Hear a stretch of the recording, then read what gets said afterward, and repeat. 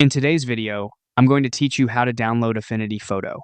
We'll walk through the process from search to secure download, keeping things simple and clear so you can get the right installer for your computer the first time. Start by opening your web browser and heading to Google. In the search bar, type Affinity Photo. In the results, look for the official listing that reads Photo Editing Software, Powerful, Precise, and Free. Click that result. A quick tip here.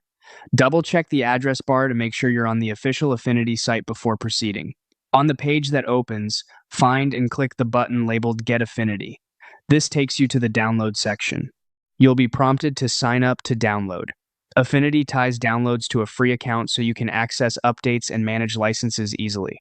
Click the prompt, then choose to sign in with an existing account or create a new one if you're just getting started.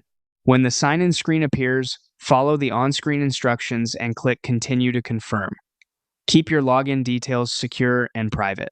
Once you're signed in, you'll land on the download options. Choose the operating system that matches your computer. If you use a Mac, select the Mac OS option. If you're on a PC, select Windows, then click Download for Windows to begin the download.